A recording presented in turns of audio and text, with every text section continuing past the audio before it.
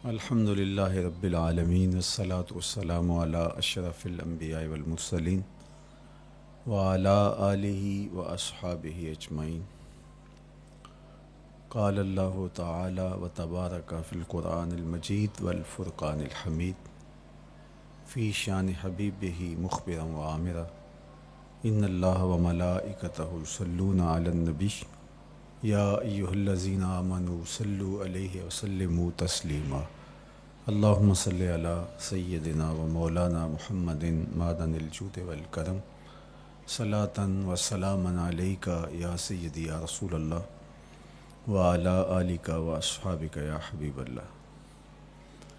تمام حمد و ثنا، تعریف و توصیف اللہ جل مجدہ الکریم کی ذات بابرکات کے لیے، جو خالق کائنات بھی ہے اور مالک شش جہات بھی۔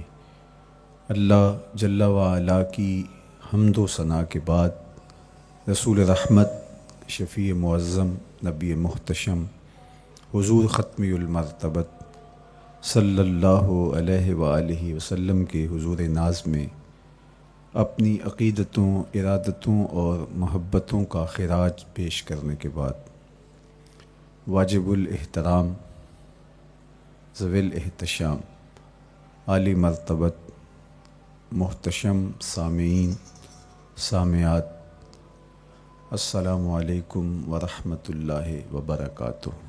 موسم رحمت، ربیع الاول کی بہاریں جلوہ ساماں ہیں، اور میں اور آپ حضور کے تذکار حسن کی خوشبو لینے موجود ہیں۔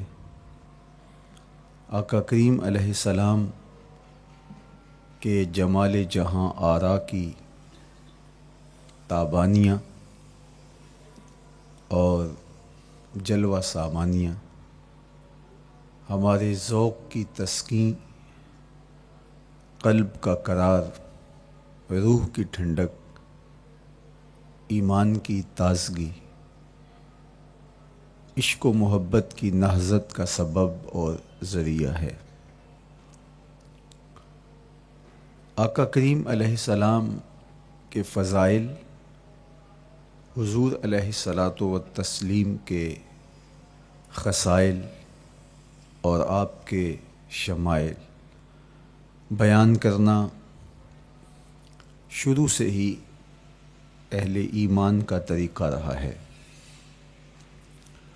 خصائل حضور کی سیرت کے عنوان کو کہا جاتا ہے، فضائل حضور کی عظمت و رفعت حضور کے معجزات کا عنوان ہے، شمائل حضور کے اعضائے نور کا تذکرہ جاں فضا ہے، حضور کے حسن و جمال کی باتیں ہیں۔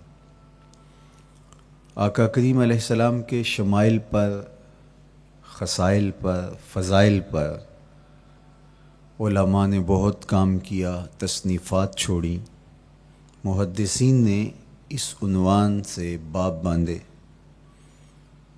قیامت تک آنے والی انسانیت کے لیے حضور کی سیرت، حضور کے کردار کے عنوانات کتب میں نقش ہیں۔ حضور کی فضل و عظمت کے حوالے، حضور کے معجزات کا بیان، حضور کی رفعت کی کہانیاں اور آقا کریم کو اللہ کی طرف سے عطا کردہ مراتب جلیلہ کا بیان، یہ بھی محبوب موضوع رہا اہل علم کا، اہل محبت کا۔ لیکن حضور علیہ السلام کے شمائل، حضور کی صورت کا بیان، حضور کے حلیہ نور کی باتیں، یہ بھی ترک نہیں ہوئیں۔ عمومی طور پہ ہم شخصیات کے کردار کے حوالے سے،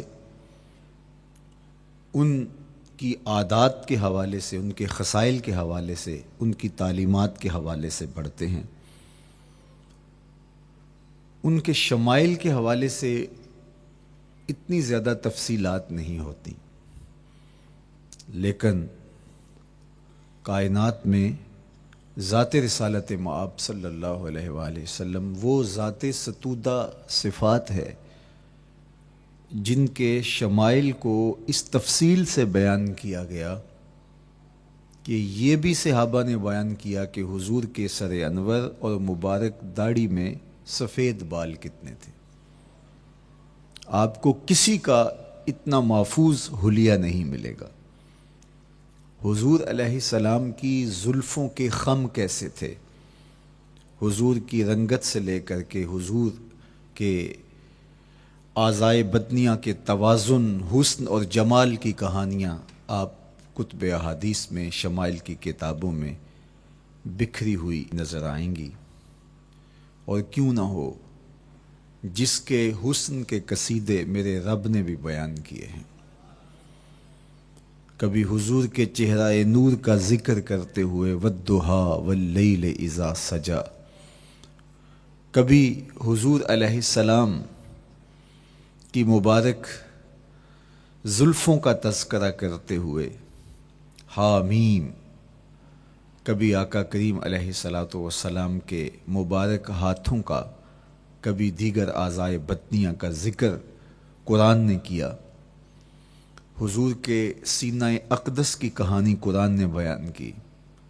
حضور علیہ السلام کی مازاغ آنکھوں کا تذکرہ قرآن نے کیا، تو پھر یہ محبوب اور مرغوب موضوع کیوں نہ ہوتا۔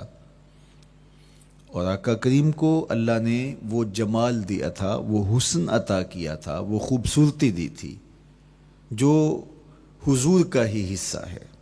ویسے اللہ کا ہر پیغمبر، ہر نبی، ہر رسول خوبصورت ہوا۔ کوئی نبی ایسا نہیں ہے جو خوبصورت نہ ہوا ہو، یہ اللہ کا انتخاب ہے۔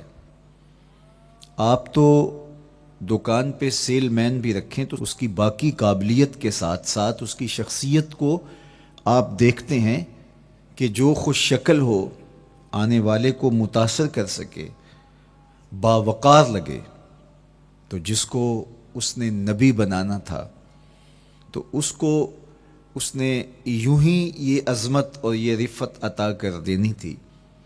تو اللہ کا ہر نبی حسین، ہر نبی جمیل، لیکن جو جمال، جو خوبصورتی، جو حسن، جو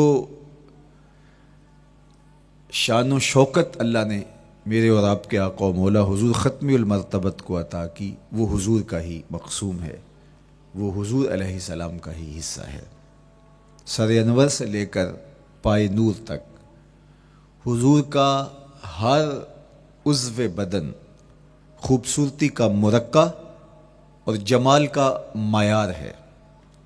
خوبصورتی کیا ہوتی ہے، حسن محمد کو دیکھ لو۔ کوئی عیب، کوئی نقص حضور کے پاکیزہ وجود میں نہیں رکھا گیا۔ خلقت مبرأ من کل عیب، حضور کے سامنے حضرت حسان بن ثابت نے یہ پڑھا اور آقا کریم نے اس پر خوشی کا اظہار کیا اور اللہ کی بارگاہ میں دعا کی، اللہم ایدہ بروح القدس، جبریل امین سے اللہ اس کی مدد فرما۔ تو انہوں نے یہ بات کہی کہ آپ کو ہر عیب سے مبرہ رکھا گیا ہے، آپ کا پیکر نور، آپ کا وجود مسعود حسن و جمال کا ایسا مرقع بنایا گیا کہ جس میں کوئی نقص نہیں رکھا گیا۔ صوری حسن بھی عطا کیا گیا، مانوی حسن بھی عطا کیا گیا۔ حضور کے اعضاء کا جو ظاہری حسن تھا وہ بھی اپنی مثال آپ تھا، اور جو باطنی جمال اور باطنی حسن اور باطنی کمال عطا کیا گیا تھا وہ بھی اپنی مثال آپ ہے۔ اگر حضور علیہ السلام کے مبارک ہاتھوں کو جمال دیا گیا ہے، لیکن جو توانائی عطا کی گئی، جو طاقت عطا کی گئی، ید اللہ کے جو جلوے ان ہاتھوں میں رکھے گئے، وہ بھی ایک دل آویز کہانی ہے۔ اگر آنکھوں کی پتلیاں خوبصورت ہیں اور آپ کی مبارک آنکھوں کی چمک سے کائنات اس کو دیکھ کر کے مبہوت ہو جاتی ہے، مازاق کے کجلے اس میں رکھے گئے ہیں، لیکن اس کا معنوی حسن بھی دیکھیے کہ حضور بیٹھے مدینے میں ہیں اور جنت کا مشاہدہ کر رہے ہیں۔ وہ توانائی بھی عطا کی گئی کہ جس طرح روشنی میں دیکھا جاتا ہے حضور اسی طرح اندھیرے میں دیکھتے ہیں۔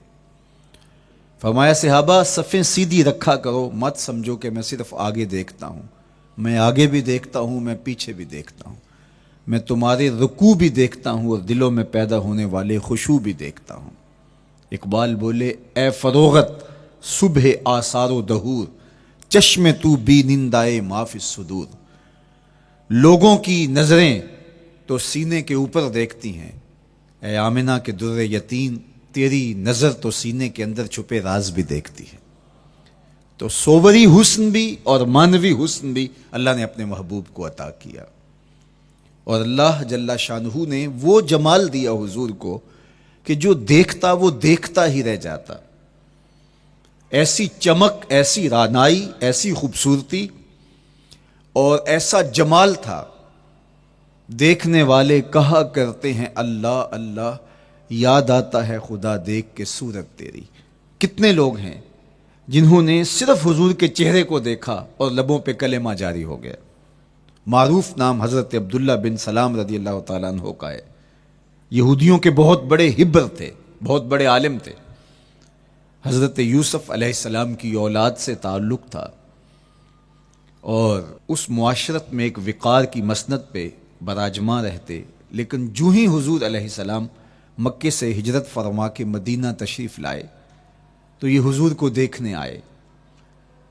با فضل الصدقہ اٹھا کر دیکھیے کہ ایک مناظرہ ترتیب دیا انہوں نے کہ ان سے یہ بات کروں گا، یہ سوال کروں گا، یہ اعتراض اٹھاؤں گا، لیکن جب حضور کی مجلس میں پہنچے اور آقا کریم علیہ السلام کے رخ زیبا کو دیکھا تو سارے سوال بھول گئے۔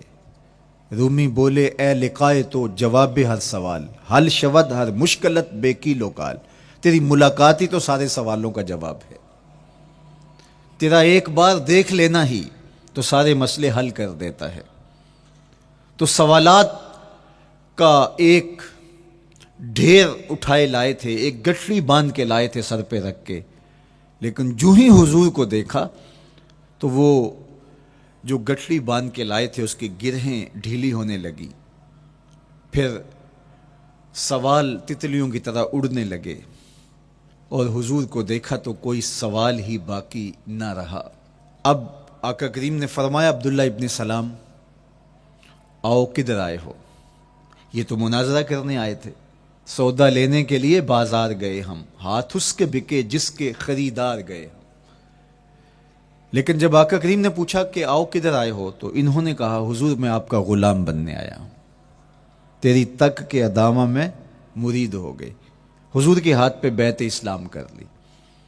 اب جن لوگوں نے عبداللہ ابن سلام کو تیار کر کے بھیجا تھا وہ امید میں تھے کہ تھوڑی دیر کے بعد ہم سنیں گے کہ انہوں نے سخت سوال کیے اور مسلمانوں کے نبی ان کا جواب نہیں دے پائے، لیکن جب ان کے کانوں تک یہ خبر پہنچی کہ عبداللہ بن سلام نے تو کوئی سوال ہی نہیں کیا بلکہ وہ محبوب کی نگاہوں کا شکار ہو گئے، اور انہوں نے دیکھتے ہی حضور پر تن من سب کچھ نچھاور کر دیا اور لبوں پہ کلمہ جاری ہو گیا، تو وہ صبر نہ کر سکے اور عبداللہ ابن سلام کے پاس پہنچے اور جا کے کہا کہ تو نے یہودیت کی ناک خاک آلود کر دی، تم نے کوئی سوال کیا ہوتا، انہوں نے جواب دیا ہوتا اور پھر تم نے مان لیا ہوتا تو ہم سمجھ جاتے کہ ایک عالم تھا، علمی پیاس بجھ گئی، مطمئن ہو گیا، لیکن یہ عجیب کہانی ہے، سنا ہے تم نے کوئی سوال بھی نہیں اٹھایا، انہوں نے جواب بھی نہیں دیا، بس تم نے ان کو دیکھا اور دیکھتے ہی تمہارے لبوں پہ کلمہ جاری ہو گیا، تو یہ کیا کہانی ہوئی؟ تو عبداللہ ابن سلام نے جو جواب دیا وہ آب زر کے ساتھ لکھنے کے قابل ہے۔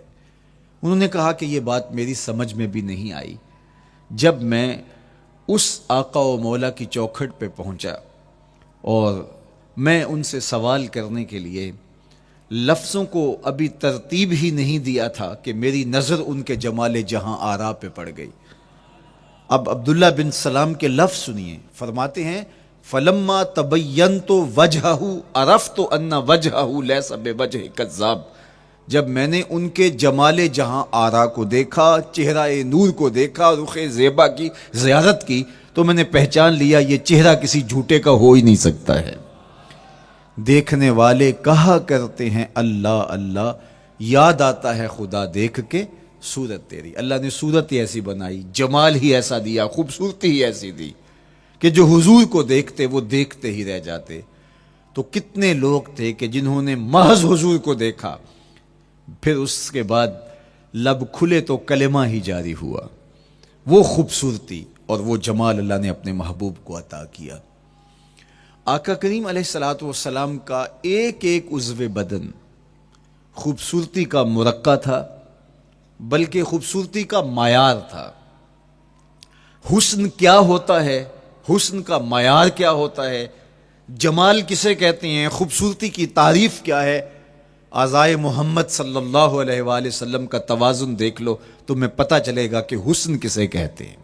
حضور علیہ السلام کو اللہ تعالیٰ جل شانہ نے جو حسن بخشا، جو جمال دیا، جو خوبصورتی دی، وہ حضور کے مبارک قدموں سے اس کا انداز کیجئے کہ جس کے قدم اتنے سونے ہیں اس کا چہرہ کتنا سونا ہوگا۔ حضرت عبداللہ بن بریدہ رضی اللہ تعالی عنہ حضور کے مبارک قدموں کا ذکر کرتے ہوئے وصف جمال محمد کی کہانی چھیڑتے ہیں اور فرماتے ہیں کان رسول اللہ صلی اللہ علیہ وآلہ وسلم احسن البشر قدما، کہتے ہیں کہ کائنات میں جتنے سونے قدم میرے حضور کے تھے کسی کے تھے ہی نہیں۔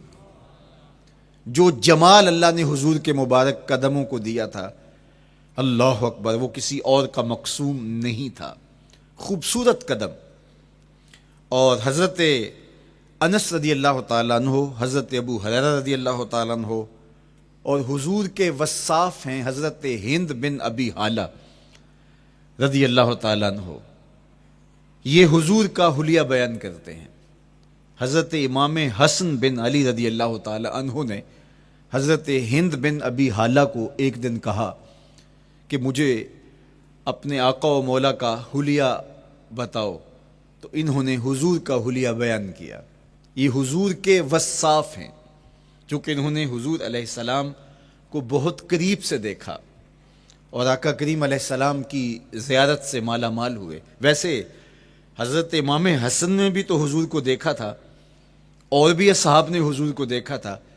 یہاں یہ بات دلچسپی سے خالی نہیں ہے کہ صحابی ہی تب بنتا ہے جب وہ حضور کو بنظر ایمان دیکھے، لیکن صحابہ ایک دوسرے سے پوچھتے تھے کہ بتاؤ حضور کیسے تھے؟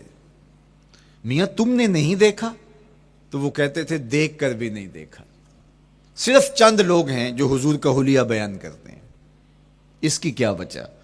تو علماء نے لکھا کہ حضور کے چہرے پہ جلووں کی تابش ایسی تھی اور حضور کا جمال ایسا تھا اور اس کی چمک ایسی تھی کہ کسی میں ہمت ہی نہیں تھی کہ وہ جی بھر کے دیکھ سکے۔ تو بعد میں ایک دوسرے سے پوچھتے تھے بتاؤ تم نے دیکھا تو حضور کیسے تھے؟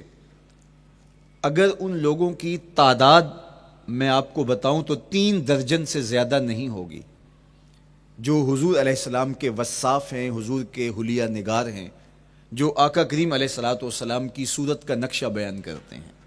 دیکھا 1,24,000 اصحاب نے ہے، لیکن جو وصف بیان کرتے ہیں، شمائل رسول کو بیان کرتے ہیں، ان کی تعداد 3 درجن سے زیادہ نہیں ہے۔ اور یہ بھی وہ لوگ ہیں جنہوں نے حضور کو بچپن میں دیکھا، جنہوں نے حضور کو سوئے ہوئے دیکھا، حضور کو بہت قریب سے دیکھا۔ حضور علیہ الصلوۃ والسلام کے پاس ان کا آنا جانا بہت زیادہ تھا، اس طرح انہوں نے حضور علیہ السلام کو دیکھا۔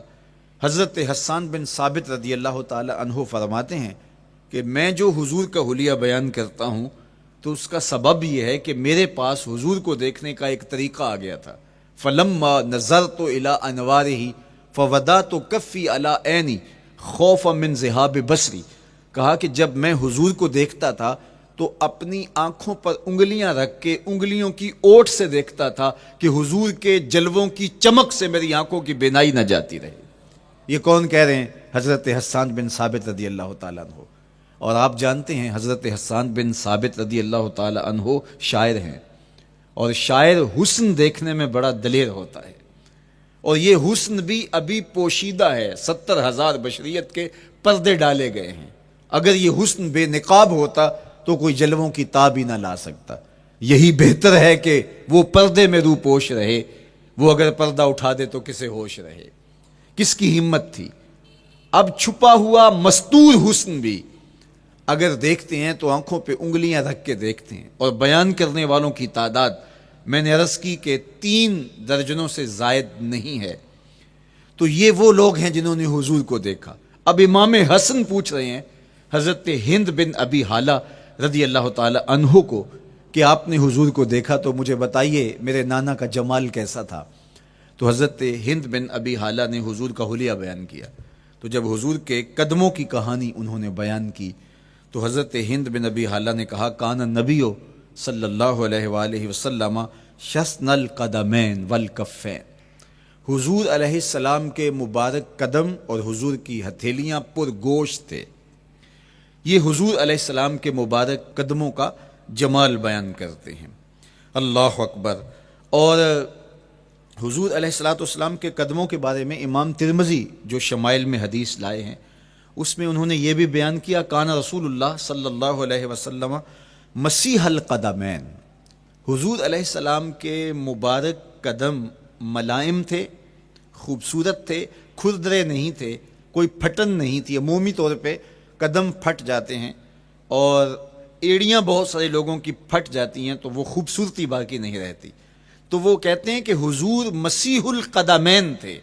اور جب آقا کریم علیہ الصلوۃ والسلام کے مبارک قدموں پہ پانی ڈالا جاتا تو وہ ڈھل کے نیچے چلا جاتا. یہ تھا حضور کے قدموں کا حسن اور حضور کے قدموں کا جمال. اچھا، آقا کریم علیہ السلام کی جو مبارک ایڑیاں تھیں وہ زیادہ پر گوشت نہیں تھیں، ان کے اوپر گوشت زیادہ نہیں چڑھا تھا، اس لیے کہ ایڑیوں کا زیادہ پر گوشت ہونا ایڑیوں کے حسن کو زائل کر دیتا ہے. حسن کا مرقع ہی جمال مصطفیٰ ہے، تو اس لیے اللہ نے ایک ایک عضو کو تراش کر کے بنایا ہے، بلکہ پوچھ پوچھ کے بنایا ہے. جس طرح حسان بن ثابت رضی اللہ تعالی عنہ کہتے ہیں کأنک قد خلقت کما تشاء. محبوب مجھے تو یوں لگتا ہے جس طرح آپ کے رب نے آپ کو آپ سے پوچھ کے بنایا ہے کہ محبوب بتاؤ کہ میں آپ کے اعضاء کو کیسے توازن اور کیسے حسن اور کیسے جمال دوں. تو حضور کی مبارک ایڑیاں یہ پرگوشت نہیں تھیں، باقی حضور کے پاؤں پرگوشت تھے اور کوئی پھٹن نہیں تھی، بالکل نرم گداس اور بالکل جو ہے وہ ملائم تھے. اور جب پانی ڈالا جاتا تو پانی ڈھل کے نیچے 1 سیکنڈ میں آ جاتا. یہ اللہ نے محبوب کو حسن دیا. حضرت ہند بن ابی حالہ نے کہا کہ حضور کے مبارک تلوے جو تھے وہ درمیان سے اٹھے ہوئے تھے، ایڑیوں سے لے کر کے انگلیوں تک یہ تلوہ کہلاتا ہے، جو اس کا نچلا حصہ جو زمین سے مس کرتا ہے، اور اس میں جو درمیان والا حصہ ہے یہ اٹھا ہوا ہو اور بالکل پاؤں سیدھا نہ ہو تو یہ پاؤں کا حسن ہے. پاؤں کا بالکل سیدھا ہو جانا یہ پاؤں کے حسن کو زائل کر دیتا ہے. اس میں تھوڑا سا خم ہو، جب چلے تو انگلیاں اور پنجے کا جو ہے وہ آگے والا حصہ زمین پہ لگے اور ایڑی لگے اور درمیان والا حصہ زمین پہ نہ لگے، تو یہ حسن ہوتا ہے کسی کے پاؤں کے تلوے کا. اللہ نے محبوب کے مبارک قدم کی پشت کو بھی حسن دیا، حضور کے تلووں کو بھی حسن دیا، حضور کی ایڑیوں کو بھی حسن دیا. سائل الاطراف، حضور کی مبارک انگلیاں قدرے لامبی تھی اور یہ حسن ہوتا ہے. انگلیاں چھوٹی ہوں، ان کا قد پست ہو تو پاؤں کی خوبصورتی دکھائی نہیں دیتی، لیکن اللہ نے اپنے محبوب کی انگلیوں کو بھی ایک لمبائی عطا کر کے اس کو بھی ایسا جمال دیا تھا یار جو پاؤں کو دیکھتا رہے وہ پاؤں کو ہی دیکھتا رہ جائے. اللہ اکبر. اچھا، بعض احادیث میں آتا ہے کہ حضور علیہ السلام کے مبارک تلوے جو ہیں لیس لہا اخمس، یہ لفظ ہیں کہ وہ اخمس نہیں تھے، یعنی وہ درمیان سے اٹھے ہوئے نہیں تھے، تو اس کا کیا مطلب ہے؟ یہ حضرت ابو ہریرہ رضی اللہ تعالیٰ عنہ سے جو مروی روایت ہے اس میں یہ ہے لیس لہا اخمس، اور حضرت ہند بن نبی حالہ سے جو حضور کے مبارک تلووں کا حسن بیان کیا گیا ہے تو اس میں یہ بیان کیا گیا ہے کہ حضور علیہ الصلوۃ والسلام کا مبارک قدموں کا تلووں کا حسن یہ تھا کہ وہ درمیان سے تھوڑے سے اٹھے ہوئے تھے اور یہ خوبصورت پاؤں کا جمال ہوتا ہے۔ تو ان دو چیزوں میں علماء نے تطبیق کی ہے۔ اللہ ان علماء کی قبروں پر رحمتیں نازل کرے جو حضور کے حسن پہ، حضور کے جمال پہ گفتگو کرتے رہے اور ایک ایک عضو پر انہوں نے کئی کئی صفحات لکھے اور کتابیں انہوں نے تحریر کی حضور کے جمال پر۔ اب حضرت ہند بن ابی حالہ رضی اللہ تعالی عنہ، انہوں نے تو حضور کو گھر میں دیکھا تھا، یہ حضرت خدیجۃ الکبریٰ رضی اللہ تعالی عنہا کے فرزند تھے ابو حالہ سے۔ اب انہوں نے تو دیکھا، اب حضور لیٹے ہیں تو انہوں نے حضور کے پاؤں کو دیکھا کہ درمیان میں ہلکا سا خم ہے اور یہ پاؤں کا جمال ہے۔ اب حضرت ابو ہریرہ رضی اللہ تعالی عنہ نے جو حضور کے پاؤں کو دیکھا تو یہ اندرون خانہ کا دیکھنا نہیں تھا، تو انہوں نے کیسے دیکھا؟ تو حضرت ابو ہریرہ سے مروی ایک روایت سے سمجھ آتی ہے کہ انہوں نے جو کہا کہ لیس لہا اخمس، کہ ان کے مبارک تلوے درمیان سے اٹھے ہوئے نہیں تھے بلکہ بالکل برابر تھے، تو اس کا کیا مطلب ہے؟ تو حضرت ابو ہریرہ سے ایک روایت مروی ہے، وہ فرماتے ہیں کہ جب حضور علیہ السلام کسی چٹان کے اوپر چلتے تو حضور علیہ الصلوۃ والسلام کا وہاں قدم پڑتا تو وہ اس چٹان کے اندر حضور کا قدم گھس جاتا، وہ موم کی طرح چٹان نرم ہو جاتی۔ اس طرح زمین پر بھی حضور چلتے تو مبارک پاؤں کا جو نشان قدم ہے وہ پورا دکھائی دیتا۔ تو حضرت ابو ہریرہ رضی اللہ تعالیٰ عنہ اس سے یہ سمجھے کہ حضور کے تلوے جو ہیں وہ برابر ہیں۔ تو علماء نے اس پر گفتگو کی ہے۔ ایک تو حضور جب چلتے تھے تو آقا کریم پورے زور سے قدم زمین پہ رکھتے تھے اور اس وقار سے چلتے تھے کہ جس طرح حضور اونچائی سے نیچے کی طرف اتر رہے ہوں۔ تو جب پاؤں کو جما کر کے زور سے رکھا جائے تو پھر جو ہے وہ نشان نیچے پڑتا ہے۔ یا اللہ اپنے محبوب کے لیے زمین کو اور پتھروں کو بھی نرم کر دیا تو پھر حضور کے تلووں کا نقش بھی زمین کے اوپر جو ہے وہ حویدہ ہو جاتا۔ سلطان قاتیبائی نے ایک ایسا ہی پتھر جس کے بارے میں شنید تھی کہ اس پر حضور کے قدموں کا نقش موجود ہے، تو انہوں نے 20,000 دینار کے اندر وہ خریدا اور انہوں نے یہ کہا کہ جب میں فوت ہو جاؤں تو حضور کے قدموں کے نشان والا پتھر میری قبر کے سرہانے بطور کتبہ لگایا جائے۔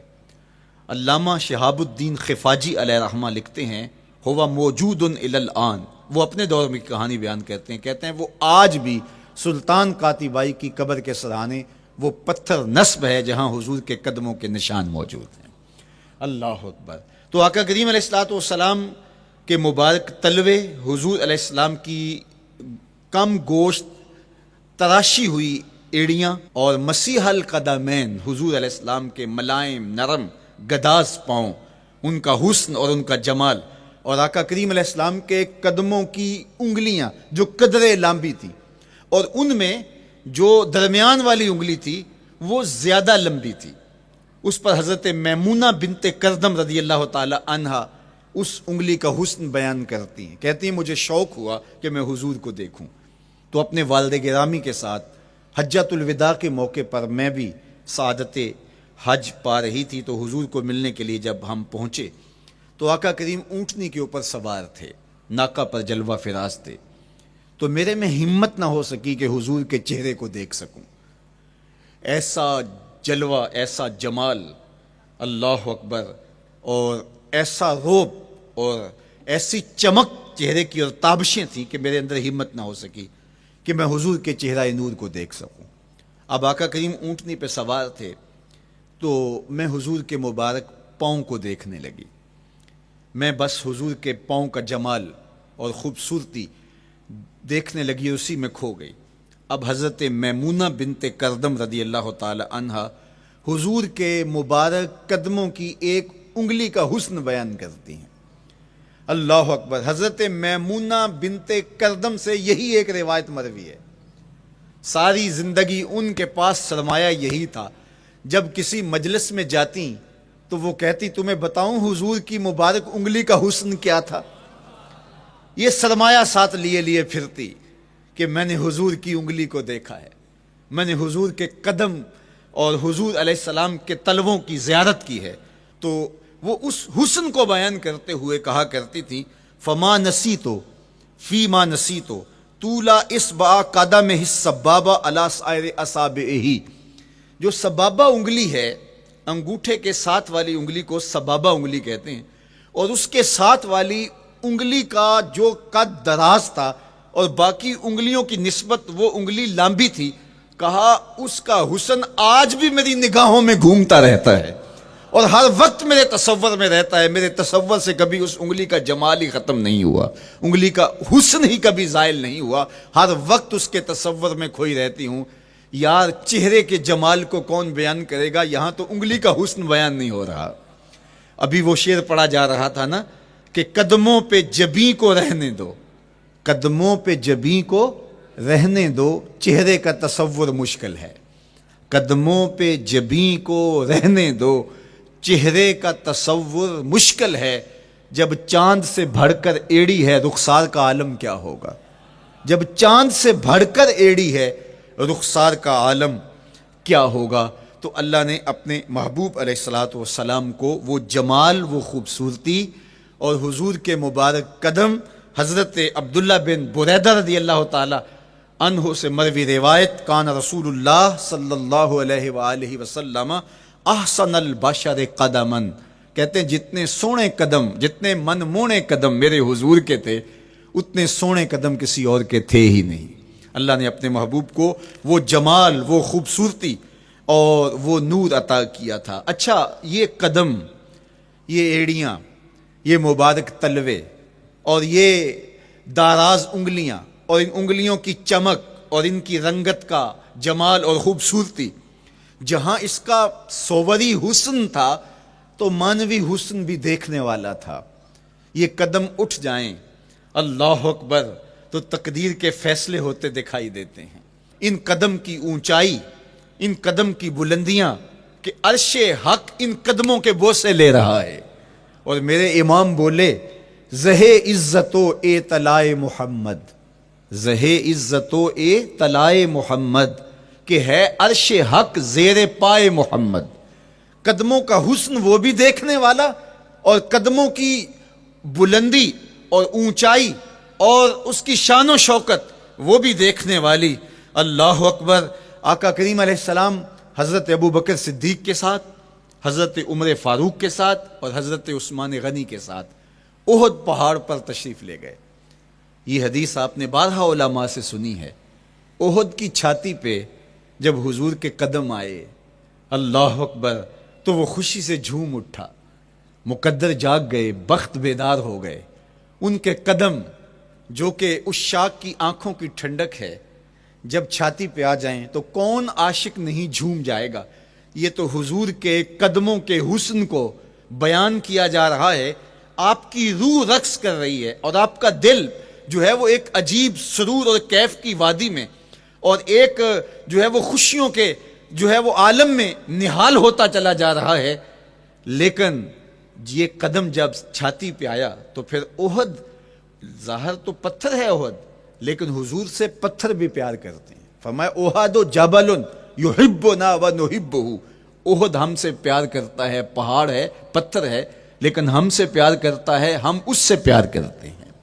اس کائنات میں صرف سرکش انسانوں اور جنوں کے علاوہ کائنات کی ہر شے حضور سے پیار کرتی ہے، حضور سے محبت کرتی ہے. آؤ میں تمہیں پیار کی ایک اور کہانی سناؤں. مسجد نبوی ہے، آقا کریم تشریف فرما ہیں، منبر پہ جلوہ فراز ہوئے. ابھی واز کا آغاز ہی کرنا چاہ رہے تھے کہ ایک جانب سے رونے کی آواز آنے لگی. صحابہ کہتے ہیں رونے والا اس درد سے روتا ہے کہ لگتا تھا کلیجہ پھٹ جائے گا. کناقۃ الخلوج، جس طرح اونٹنی کا بچہ بچھڑ جائے اور وہ اس کے غم میں، اس کی جدائی میں درد سے روکتی ہے، چیختی ہے، چلاتی ہے، رونے والے کا انداز درد ایسا ہی تھا اور لگتا تھا کہ جس طرح اس کا کلیجہ پھٹ جائے گا. صحابہ دائیں بائیں دیکھتے ہیں لیکن رونے والا دکھائی بھی نہیں دیتا، اور ماحول کے اندر اس طرح درد پھیل رہا ہے کہ سینوں میں دل لرز رہے ہیں اور عجیب کیفیت طاری ہو گئی. حضور ابھی بیٹھے ہیں، خطبے کا آغاز بھی نہیں ہوا اور رونے والا کیف و درد میں روتا چلا جا رہا ہے. فنزل النبی صلی اللہ علیہ وسلم عن المنبر، حضور ممبر سے نیچے تشریف لائے. صحابہ کی آنکھیں محو حیرت ہیں، استجاب کا عالم ہے، یہ کون رو رہا ہے اور اتنے درد سے رو رہا ہے اور دکھائی بھی نہیں دے رہا. آقا کریم ممبر سے نیچے جلوہ فراز ہوئے، ایک سمت بڑھے، کھجور کا خشک تنا پڑا تھا. آج پہلا دن تھا کہ ممبر حضور علیہ السلام کے لیے بچھایا گیا، ورنہ یہ خشک تنا دیوار کے ساتھ جو ہے وہ رکھا گیا تھا اور حضور اس کے ساتھ ٹیک لگا کر کے واز کیا کرتے تھے. جب ممبر بن گیا تو اس کو اٹھا کر کے اب اس کی ضرورت نہیں رہی، ایک کونے میں ڈال دیا گیا. اب جو ہی حضور ممبر پہ تشریف فرما ہوئے تو اس خشک تنے کا کلیجہ لرز اٹھا اور وہ ایسے روتا تھا جس طرح اونٹنی کا بچہ بچھڑ جائے اور وہ روتی ہے، اس طرح وہ خشک تنا رو رہا تھا. اس تنے ہن نانا در ہجر رسول زارمی نالت چو ارباب عقول، جس طرح عقل والے، جس طرح جو ہے وہ فہم و ادراک رکھنے والے لوگ روتے ہیں درد سے، وہ رو رہا تھا. آقا کریم علیہ السلام اس کے پاس گئے اور اس کو اپنی آغوش میں سمیٹ لیا. بچھڑا ہوا بچہ جب اپنی ماں کو ملے تو اس کی ہچکیاں بن جاتی ہیں، اس کی گھگھی بن جاتی ہے، تو یہی کیفیت اس کی ہو گئی. اور آقا کریم اپنا دستے رحمت اس کے اوپر پھیرتے چلے جاتے ہیں. بتدریج اس کی سسکیاں، اس کے رونے کی آواز کم ہوتی چلی جا رہی ہے. آہستہ آہستہ وہ خاموش ہو گیا. حضور پھر دوبارہ تشریف لائے اور ممبر پہ خطبہ دینے سے قبل صحابہ کی آنکھوں میں استجاب کا عالم دیکھا، حیرت کی فراوانی دیکھی. فرمایا کہ تم جو سوال کرنا چاہ رہے ہو، جو تمہاری آنکھوں میں پوشیدہ سوال ہے، میں اس کو اچھی طرح جانتا ہوں. لو لم افعل ہاکذا لحن الی یوم القیامہ، اگر میں ممبر سے اتر کے اپنے عاشق زار کو یوں تسلی نہ دیتا، یہ قیامت تک یوں ہی روتا ہی رہتا. حضرت محمد بن سیرین رضی اللہ تعالیٰ عنہ کہا کرتے تھے کہ حضور کی محبت میں ایک خشک تنا بھی زار و زار روئے تو جس کے سینے کے اندر محبت بڑا دل ہے تو وہ حضور کے عشق میں آنسو کیوں نہیں بہائے گا؟ حضور کی یاد میں اس کی آنکھیں آنسوں کا خراج کیوں نہیں دیں گی؟ تو وہ خشک تنا حضور کی محبت میں رو رہا ہے. اب ہے یہ پتھر، لیکن میرے حضور فرماتے ہیں کہ یہ پہاڑ مجھ سے پیار کرتا ہے اور میں اس سے پیار کرتا ہوں. اب حضور اپنے اس محب کے گھر تشریف لے گئے اور اس کی چھاتی پہ قدم رکھا تو وہ خوشی سے جھوم اٹھا. فضاربا برجلہ ہی، اپنا مبارک پاؤں زور سے مارا. فقال اسبت احد فانما علیک نبی و صدیق و شہیدان، فرمایا احد ٹھہر جا، تیرے اوپر اللہ کا ایک نبی ہے، ایک صدیق ہے اور 2 شہید ہیں. تو حضور کی مبارک ایڑی کے لگنے کی دیر تھی، حضور کے قدم کی ضرب کی دیر تھی کہ اس کا زلزلہ تھم گیا.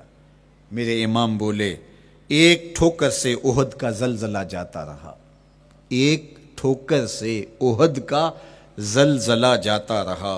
رکھتی ہیں کتنا وقار اللہ اکبر ایڑیاں. زلزلہ آ گیا اس کے اوپر، وہ جھومنے لگا، لیکن حضور نے اپنا مبارک قدم مارا اور وہ ٹھہر گیا.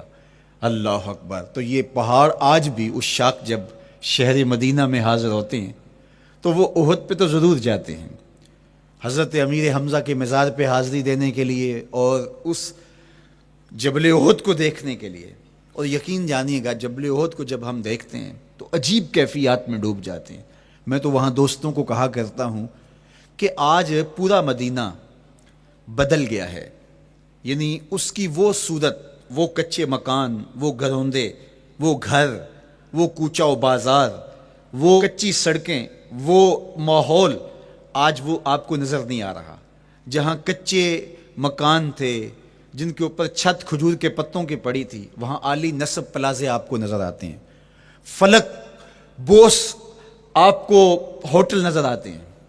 وہ کچی سڑکیں آج آپ کو وہاں دکھائی نہیں دیتی، وہاں تارکول کی بچھی ہوئی سڑکیں دکھائی دیتی ہیں. خوبصورت پتھر لگے ہوئے آپ کو نظر آتے ہیں.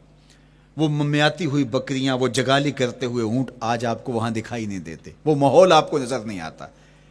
تو پرانا مدینہ اگر ڈھونڈنے نکلیں بھی تو ظاہر ہے اگرچہ ان پختہ اور خوبصورت عمارتوں کے اندر بھی عکس جمال محمد کا پڑ رہا ہے، لیکن وہ پرانا دور اگر آپ تلاش کرنا چاہیں تو وہ آپ کو وہ چیزیں نہیں ملتی.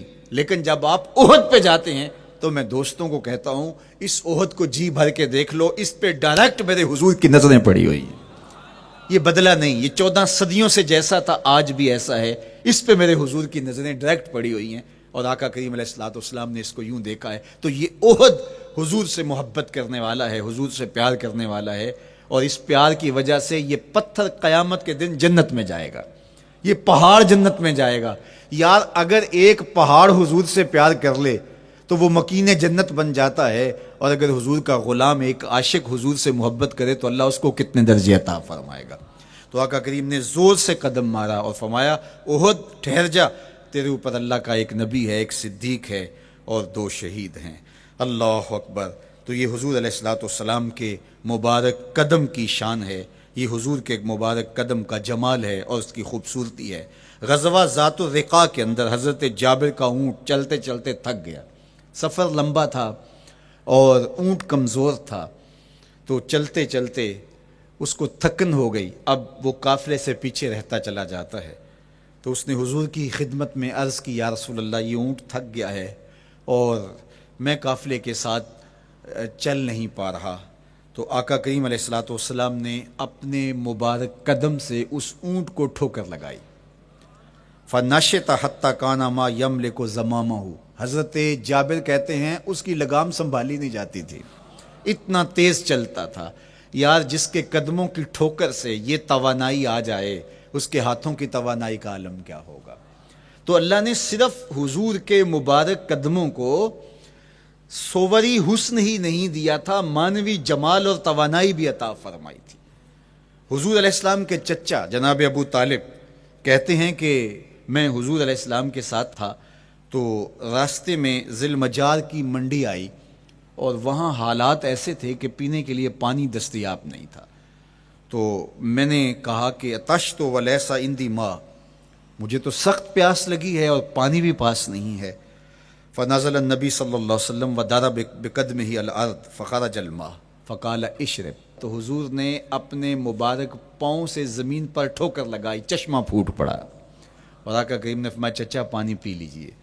تو وہ پاؤں اگر زمین پہ لگے تو چشمے پھوٹے, اگر احد پہاڑ پہ وہ پاؤں پڑے تو اس کا زلزلہ جاتا رہے, اور اگر وہ کسی جانور کو حضور ٹھوکر لگائیں تو اس کے اندر اس قدر تیزی آ جائے کہ اس کی باغ سنبھالی نہ جائے, اتنا سریع رفتار ہو جائے. اب ان قدموں پہ کون قربان نہیں ہوگا. یار ان قدموں کو چومنے کے لیے جبریل بھی تو بے تاب دکھائی دیتے ہیں نا. معراج کی شب جب جبریل حاضر خدمت ہوئے, حضور محو استراحت ہیں, تو جبریل عرض گزار ہوئے مالک تیرا محبوب تو سو رہا ہے. اللہ اکبر, تبارک اللہ شان تیری, تجھی کو زیبا ہے بے نیازی, کہیں پہ جوش لن ترانی کہیں تقاضے وصال کے تھے.